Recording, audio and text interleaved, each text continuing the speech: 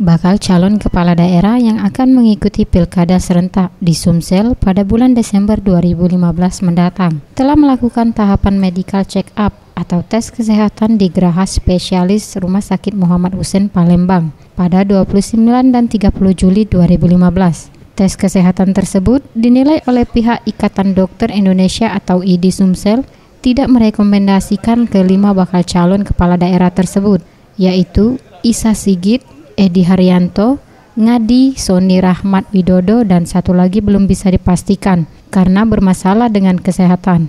Menurut Rizal Sarif, Ketua IDI Sumsel ditemui Kamis 6 Agustus 2015 mengatakan hanya bertugas memeriksa sesuai dengan mekanisme yang ada. Namun, keputusan ada di tangan Komisi Pemilihan Umum daerah masing-masing dengan melihat hasil tes kesehatan tersebut. Bukan kita, sebetulnya yang menyatakan bahwa dia gagal atau tidak itu bukan kita. Kita memeriksa, hanya menyatakan bahwa dia ini bagus, bisa direkomendasikan. Yang satunya mungkin tidak karena ada faktor kelainan penyakitnya.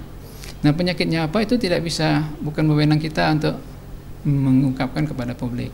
Karena penyakit itu atau kelainan itu namanya disability, itu adalah miliknya si calon.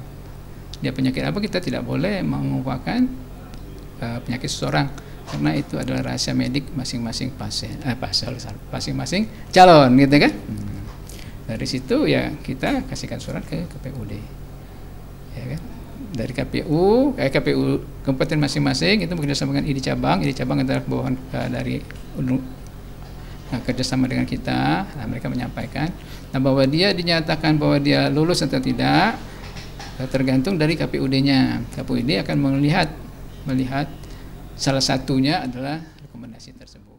Sementara itu, Aspahani, Ketua KPU Sumsel yang dihubungi via telepon membenarkan kelima calon tersebut harus diganti dengan calon yang baru karena hasil kesehatannya tidak mendapatkan rekomendasi dari IDI dan KPU Sumsel menunggu pergantian bakal calon tersebut hingga 7 Agustus 2015. Ia menambahkan, pasal penyakit apa yang diderita calon, dirinya tidak bisa memberitahukannya kepada publik karena itu merupakan rahasia medik seseorang. Izalisati, Reza Dinata, Sriwijaya TV.